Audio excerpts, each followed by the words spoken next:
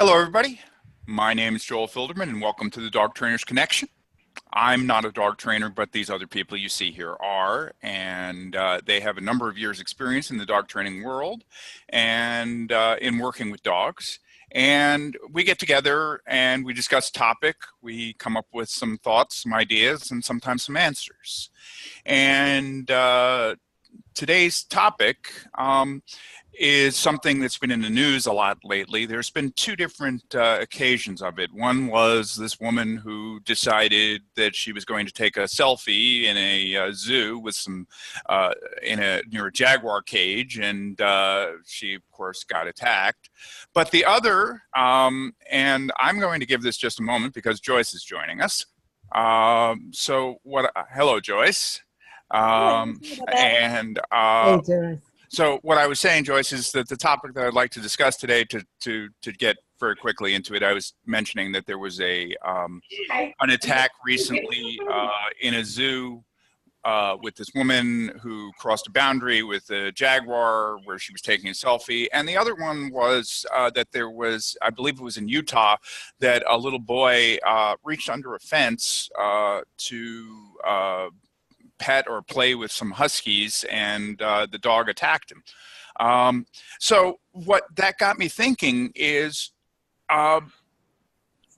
who's responsible for that? Is it animals being just animals, or is it the person who did that? Is it, and I know that they're two totally different things, and that we're going from a total extreme with a jaguar to a dog, but we're talking about dog training. So when a dog is showing that form of aggression, I guess, who is responsible, and what should be done? And I'm just going to throw that out there as a topic. So if anybody would like to start that, go ahead. Jeff. Okay, you want me to go? Start, Jeff. I'll warm up the panel. Okay. Okay, so I guess, superficially it's apples to oranges because we have a wild animal and a domestic animal. Uh-huh. You have one victim who's an idiot and another victim who's a child and perhaps doesn't know better and was likely unsupervised. Now, I don't know the specifics of the jaguar attack. I do know, and I'm no expert, but if I see a jaguar or a bear, I'm probably going to stay away from it. That's just me. Again, not an expert. If I'm in an African safari, I'm probably going to try to avoid elephants. That's probably some good advice too. So obviously for people who don't sense my sarcasm, we'll leave it there. More to to what we talk about here with the huskies. And I saw the story come through. I read a couple of articles, some renditions of the story. The little boy had a sock on his arm. Yes. It was a stockade fence. Who said it was aggression, right? I haven't read a single thing, and I don't know the dogs, so I couldn't say what their history was. I didn't evaluate the dogs. I don't know what their what their behavior or temperament is like. But something is stuck under the fence, and the dogs bit it, right? Those are the facts. As far as what I read, I don't know if they knew it was a little boy. I don't know if they had a history of violence towards children. I don't know if they're territorial in general. There's a lot of things we don't know, so it's really hard. Anything we say right now is purely speculative, right? No, I understand that, and I kind of was just using those as more examples. What happens if somebody goes on to, if somebody's walking near somebody's property and the dog attacks them? Okay, so that's the type of thing that I guess I'm really talking about. Okay, so here we go, and I say this all the time. Once again, we hold dogs to higher standards than ourselves. Okay, and I think that's my point. Yeah. Think about it. If someone broke into my house and and I felt that my life was in danger and I shot them, I'd probably be a hero. If my dog protected his house or her house, they'd be a villain. They'd be considered potentially dangerous or even dangerous, and, you know, fill in the blanks of what would happen to them depending on what state you live in, right? So if we act like animals, we're heroes, right? Or if our animals act like animals, they're villains. So that's usually what goes on in my mind. You know, and again, with the husky, I mean, we don't know. I mean, maybe he thought it was a rat. Maybe they catch rats in their backyard. I don't know. Not that huskies do that, but who the hell knows? What's that? I was just going to say, when you said maybe he didn't know it was a boy, but with dog's sense of smell, the dog had to know that was, you know, wasn't a rat or a squirrel or something. I don't know. Where was the sock? Where did he get the sock from? Was it in the yard already? And the dog's line of sight triggered a chase response first, and he decided to just, you know, enter predation as opposed to walking over and sniffing and inspecting to make sure it wasn't the 4-year-old boy. Again, you're holding the dog to a higher standard. If a dog sees something move under a fence with no other sensory interpretation. Okay. Right? I mean, possible, but I'm going to play devil's advocate here. Where my mind's going, what about, I don't really know all the details of the case, but would the owners of the husky know that dog had really severe high prey drive and maybe killed things? And so what? So what? Fence. What does it matter? What does it matter? That was going to be my question, Steve. They got a fence. I don't care if you stick your foot under the fence, you get chewed. That's it. There's nothing wrong with the dog. The dog is wrong. Doesn't make it a bad dog. It doesn't. And even what if it were? What if this person went and took some like crazy ass dog out of the shelter that nobody else was going to take because he said, I got a fenced yard and I could give this dog a good home and it wouldn't be challenged that much because it's in a fenced area and I've got some skills and I want to take this dog home and save his life. It's all right. So he's not a social friendly dog, right? Not all dogs are social and friendly. That doesn't mean that if you mess with them, you can get away with it. It's okay to be like sort of pesky and aggressive. It's just a question of management. This guy had a fence. The kid stuck the arm under the fence. Do I care if the dog likes kids or not? It doesn't matter. The kid went into the property under the thing. Whatever the dog felt, we'll never know. But there's nothing wrong with what the dog did. He acted like a dog. But okay. Why could the hand get under the fence? Because the parents weren't there outside supervising their 4-year-old boy. That's how. And maybe the owner of the dog and the fence didn't realize that there was a space enough for something like that to happen. What if it was really, the fence was in well, except it's a husky. So it dug a little area out where, who knows? It happens, right? Maybe it's a big yard. You don't inspect the fence all the time. The kid happened to find the space where the dog could get his face there or he could get his arm under. I would call it an accident, but not to blame the dog. And the little boy is the one who ultimately suffers, and I guess the dog's fate is up in the air as well. But that's the crappy part of this is that a little child was severely injured. And we live in a world right now where there's no boundaries. Yours is mine, mine is yours. Everybody, if I want it, I go get it. If I want to touch it, I touch it. If I want to look at it, I look at it. I see this. It drives me nuts. It's I'll walk Myrtle down the street. And people are, oh, she's so beautiful. And they run up and want to pet her. I'm like, no, this is my dog. And nowhere did I say, you can come up and pet my dog. Just please go about your business. Just leave me and my dog alone. My dog is not out in public for everybody to pet. But that seems to be society's idea is, if there's a dog at somebody, I think it's cute, and I'm going to ask them if I can pet it, or I'm just going to run up and walk. So, Joyce, let me ask you a question. Not that your dog does do it, but what if your dog did bite somebody? Would you think that was the responsibility of the person who came up, or do you think that was your responsibility to make sure that your dog didn't bite? Well, it's law-wise, unfortunately, it would be my responsibility. But what do you feel? I personally do not feel that if my dog is under control and in my space, that anybody should encroach on my space. And so there's two sides to every story. I believe, one, people don't train their dogs well enough and do enough work with them to take them out in public, and people take inappropriate dogs out all the time. But if you do have your dog out in public and you do have your dog under control, and and your dog is well behaved, if somebody encroaches in your space, it should be their fault if the dog bites. Right. That's my belief.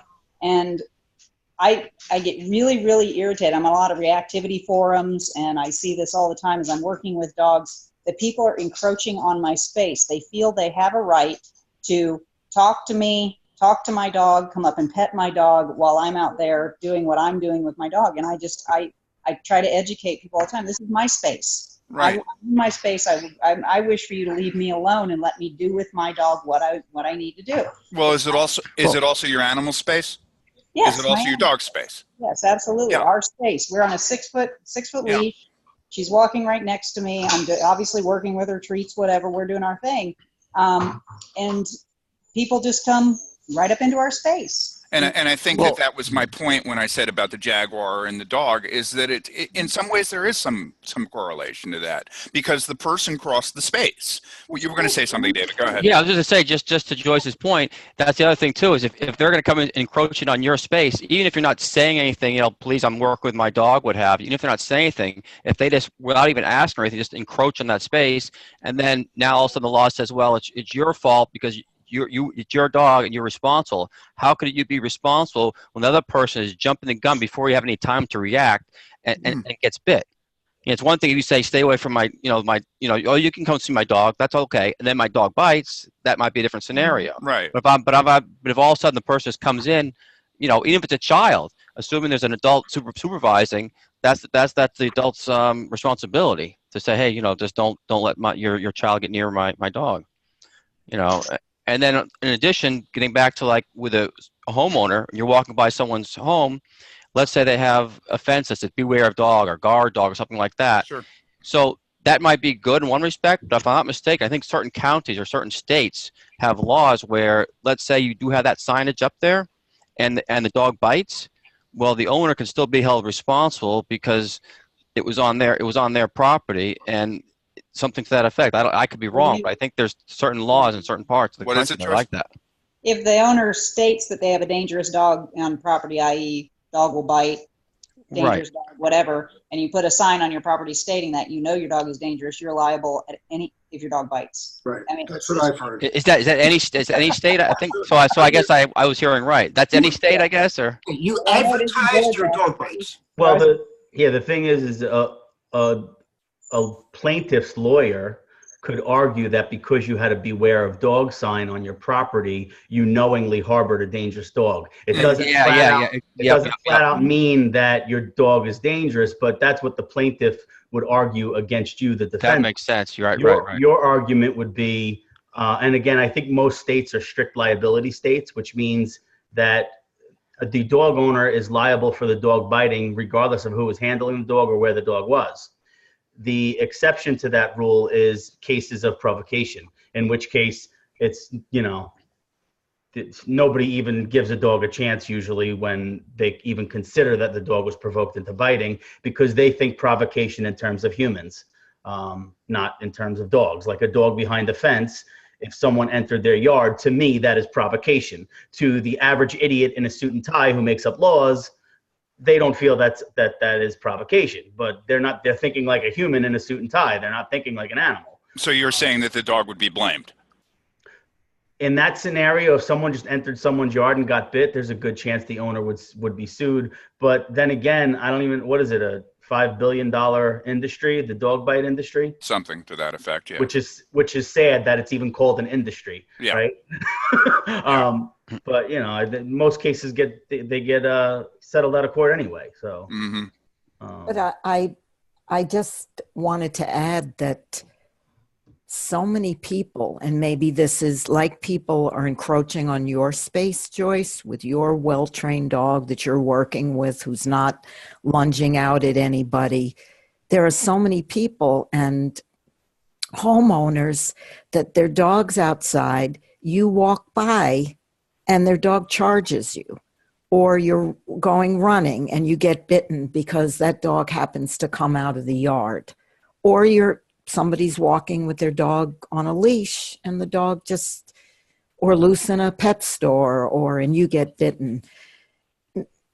I think it's, if it's in a pet store and somebody lets a dog off the leash and there's a toddler there that runs up to look at something and the toddler gets bitten, I think that's the store owner's responsibility for not knowing, hey, your dog, you have to have your dog next to you.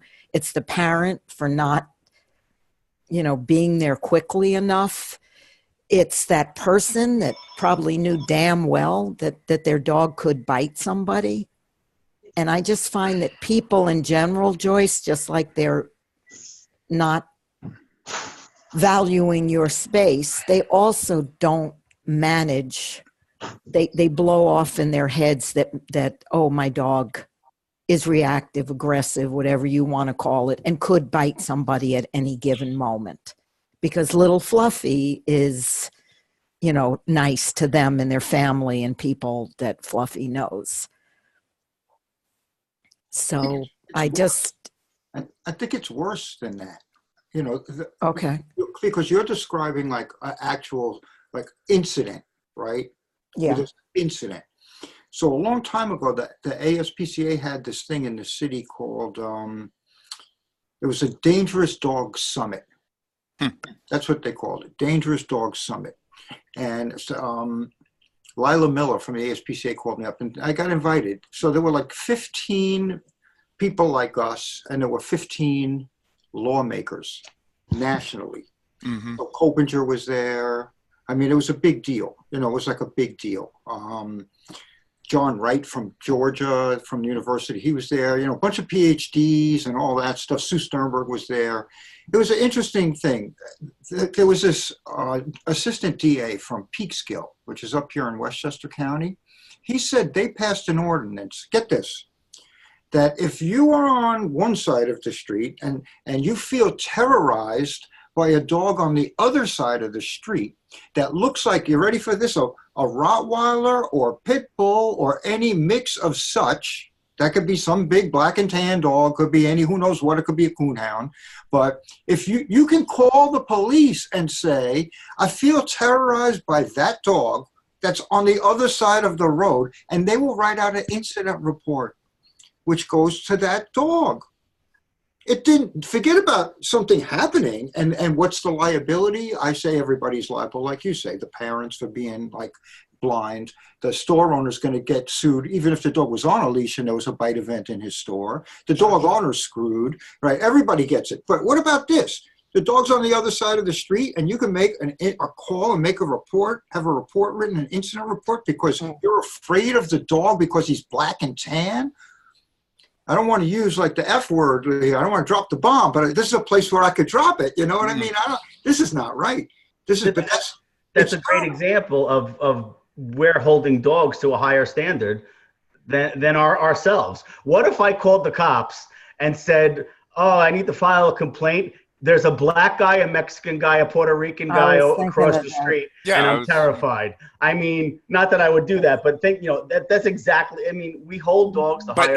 And it's happened, Jeff. I mean, that's the thing, is that's happened too. Right. Ridiculous. Trayvon Martin, you know what I mean? Yeah. Right? Mm-hmm. All you got to do is this.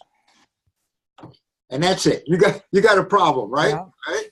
Man, oh man, it's a crazy world. But the dogs really, I mean, this was years ago, and they were already pushing that way.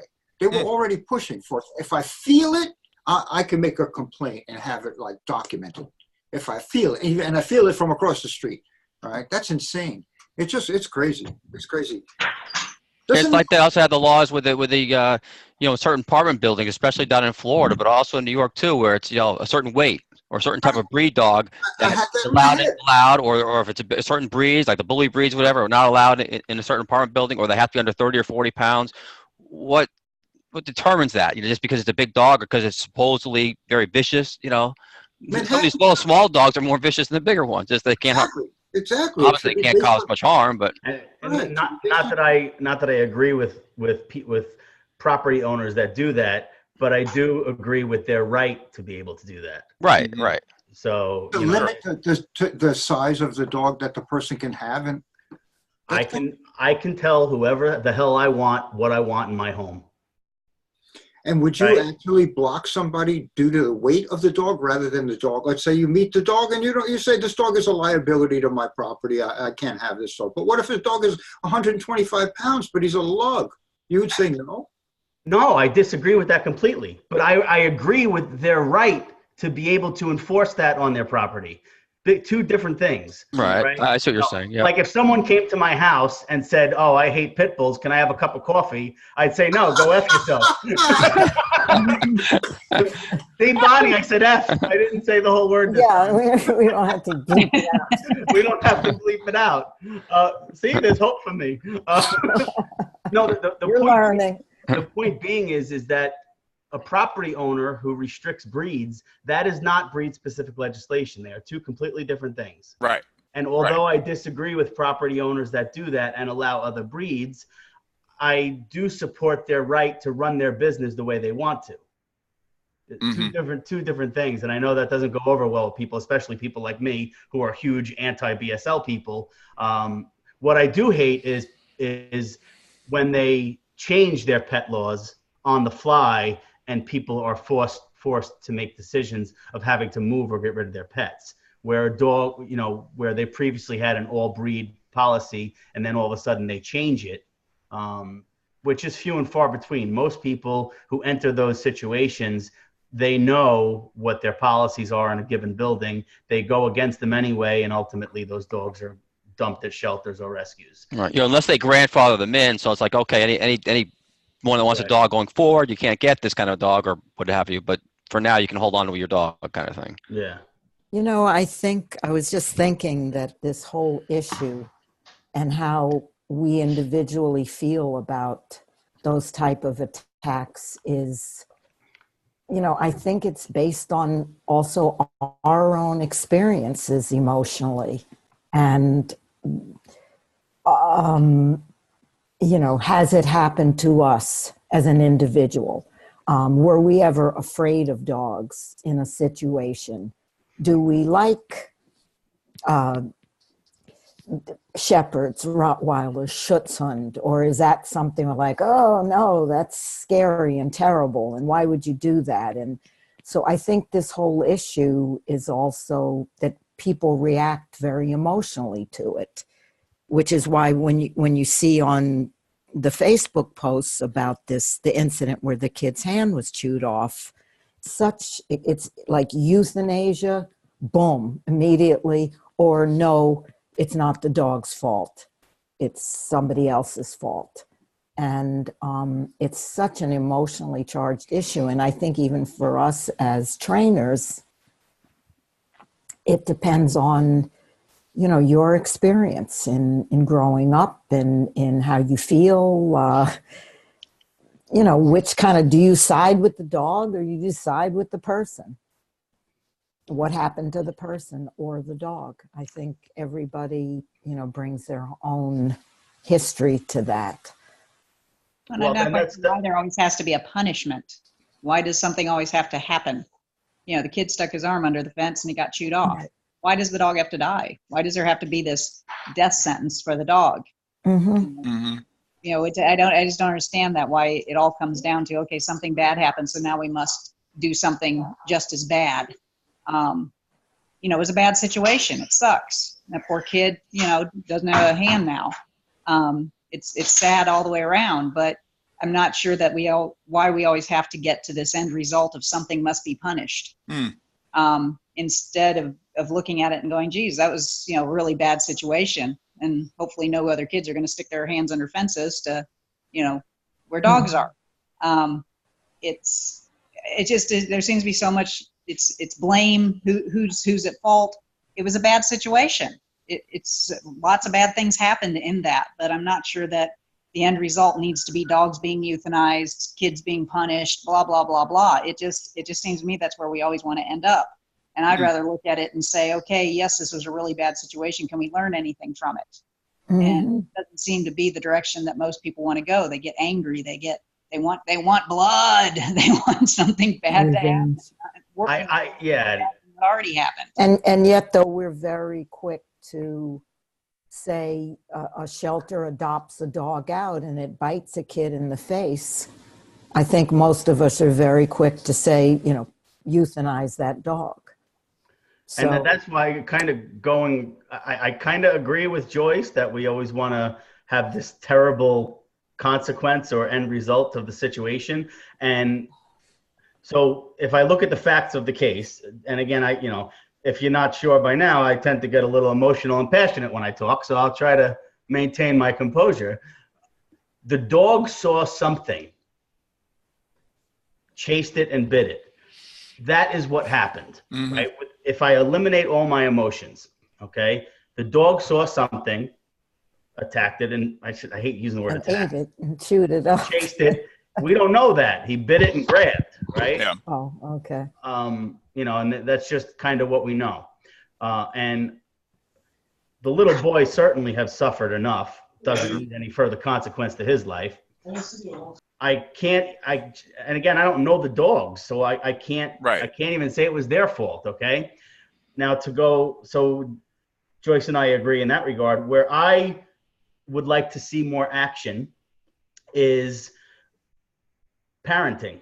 Okay. And, again, I know it's possible that the parent was right next to the child. I have no idea. And the kid just ran over and stuck his hand on the fence. I don't know the circumstances, right? It is quite possible. But what I do know is, especially the calls that we get as rescuers, and I'm sure a lot of trainers get them too, is, oh, my dog bit the child. Yes. Where were you, right? Oh, I just went inside for 10 seconds to grab the telephone. Yeah. It's always I went somewhere else, right? Most dog bites occur on children in unsupervised scenarios, or scenarios that could have been avoided provided there was proper human supervision and handling. Yeah. So if our dog bites a stranger and we are ultimately held liable by strict liability laws, right? Why doesn't the same apply to parenting? If a parent left their child in the car, they're going to suffer some kind of legal consequence. You're right.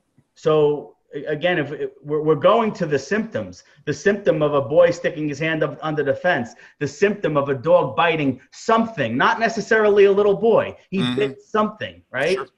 And where's the parent? And I hate to blame it on parents, but I'm sorry, there's plenty of it to go around because this crap happens all the time. People in the rescue community can tell you. Ask just about anybody who has done rescue for a decent amount of time. They've gotten calls, the dog bit the child. Oh, I just went to turn the tea off. It's always I just went somewhere else. Or the best is, oh well, my infant started crawling and he wanted to go cuddle with the dog. Sure. Are you an idiot? The dog doesn't know that. Anyway, consequences there's got to be accountability on the parenting and supervision role in this particular incident. Mm-hmm. And is that parent going to, as you said, be responsible and learn something? There should be a mandatory course that they have to take. Well, I was going to say there should be some kind of education because, like, if you're a parent, you're not in the dog world like we are. You don't know any better that looking at a dog in the eye can be confrontational, et cetera, and what can bring out the prey drive in a dog. The average person just gonna think, oh, it's so cute and cuddly, and the dog's harmless. It's always been so sweet, but under the right circumstances, maybe not so sweet. So but that would be any dog, not necessarily that particular dog. I'm thinking about the long-term thing about the kid. So let's say the kid's gonna be somewhat or whatever, it'll have some sort of however it goes. I mean, he's just going to have trouble with that, missing that limb or, I don't know, digits, or I don't know how bad it is. But so the kid grows up and he knows all along how this injury occurred. At some point, he's going to want to know what happened to the dog that did that, right? Wow. Now, is he the kid who's like, I hope you killed that dog? I doubt it. I think he's going to be the kid who would say, I stuck my hand under the fence. I hope they didn't, hurt the dog. Imagine telling this kid that they euthanized the dog because he did this to you. And the kid being sensitive, because just from my own experience, a lot of bite victims blame themselves. Mm. Wow. Even if they didn't necessarily or knowingly initiate the event, they will blame themselves, right? Victims a lot of times, oh, it's not the dog's fault. I hear that all the time. No, it's not the dog's fault. Even when I would say, yeah, hell, it was the dog's fault. But the victims always know it's, and what if this kid grows up and you say, well, we killed the dog that bit you? And the kid's like a normal kid who says, I stuck my hand under the fence. I can't believe you killed the dog, right? I mean, so you got to think about, you know, that outcome later when you're talking to this person about this thing, this tragedy that occurred to him, and what happened to the dog in this story. I can't see like killing the dog making it even good for the kid. I don't think it's healthy. You know, the kid stuck his hand under the fence, end of story. Dog did what he did, you know. The woman stuck her face next to a friggin' jaguar. She's lucky to be alive. She's lucky to be alive. She climbed over a fence, I understand, to get near the one so she can back up and do a selfie. You know, she wins the Darwin Award. And she's not the first one to do that. There were other people who've done that before with zoos. Won't be the last. I'm going to, it's been a lengthy discussion. I'd like to ask one more question to everybody on the panel. And that's, as dog trainers, what can you do to help this situation?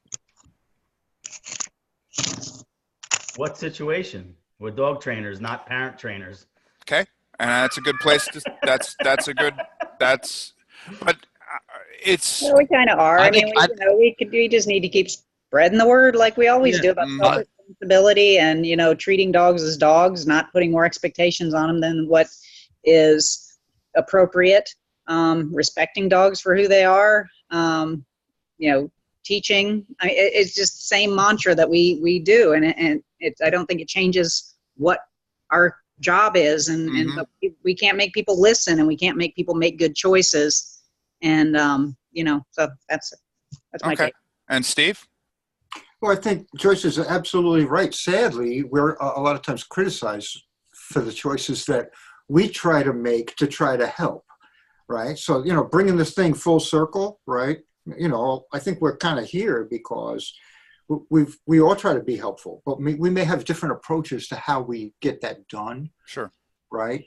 And so, you know, the important thing is that we keep putting one foot in front of the other, and we do our best to try to educate people and not be so tense about how each of us might go about doing that.